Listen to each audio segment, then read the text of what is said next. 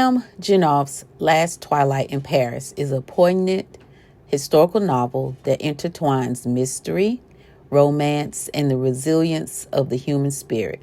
Set against the backdrop of World War II and its aftermath, the story delves into the lesser-known history of the La Vuitton department store in Paris, which was repurposed by the Nazi as a prison and a place to sort looted goods from Jewish homes. Jenoff masterfully crafts a dual narrative that captures the complexities of love, loss, and the enduring quest for truth. Her meticulous research and evocative prose bring to light the shadows of history, making this novel both educational and emotional. The novel unfolds through two intertwined timelines. In London, 1953, Louise, a former Red Cross worker, is now navigating life as a housewife. Her discovery of a necklace in a secondhand shop rekindles memories of her wartime experiences and the mysteries of her friend's death, Franny. Louise, determined to uncover the truth, embarks on a journey to Paris, seeking answers and closure. And she does. She gets that. Then it takes place in Paris in 1943, some years before, with Helene, which is Elaine. A young Jewish woman is imprisoned in the Louis Vuitton department store, separated from her husband and forced to endure unimaginable hardships. Her story reveals the brutal realities of life under Nazi occupation and the strength required to survive.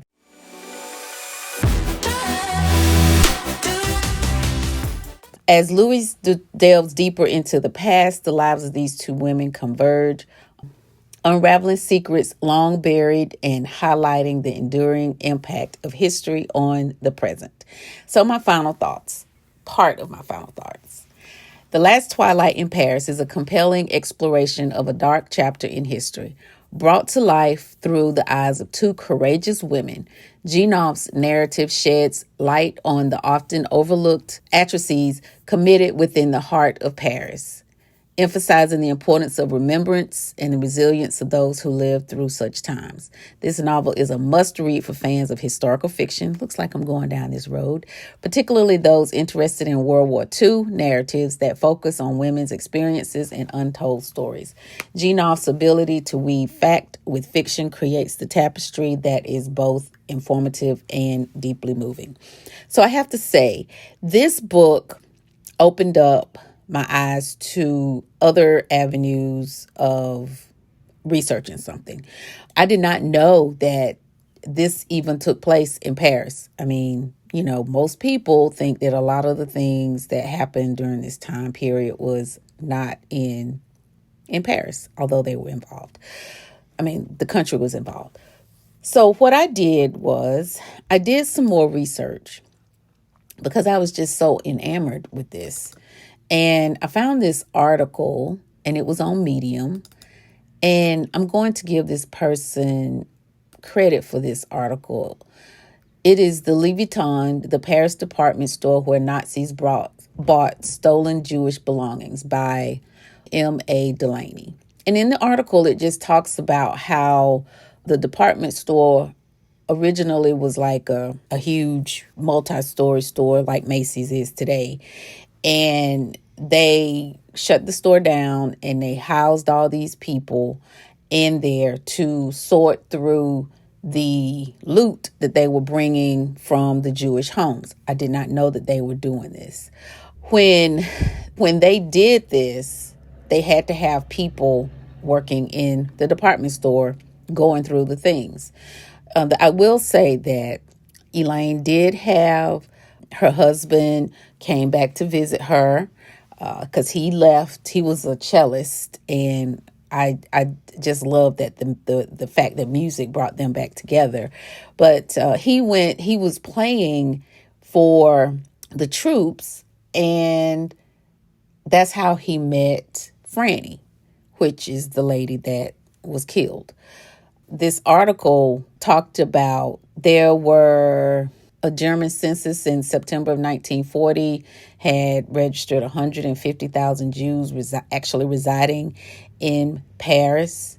They made them wear a yellow St. David's star. Now, that's not the first time that I've heard that part of this story, but the 75,000 French Jews that were sent to the concentration camp, only 2,500 survived. During this time, it was illegal for the Jews to own residential or commercial property, which is thus why the Leviton had to close down, because they took the store. It was passed down to the Nazis.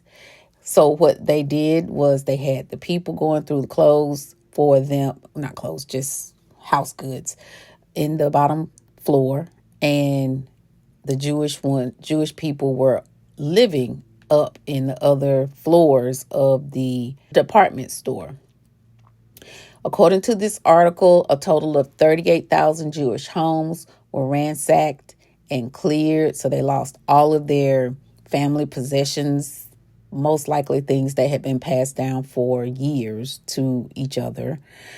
And then in 1943, they reopened the store. The Nazis opened the store to sell the Jewish goods, and they were making the Jewish people go through their own stuff.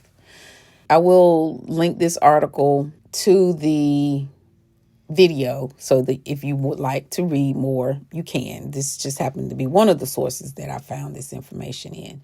That they are still using this building today. They're using it for offices, headquarters of a marketing agency. Who knows? It could be one of the It could be one of the buildings on Emily in Paris that their marketing firm is working in. Who knows?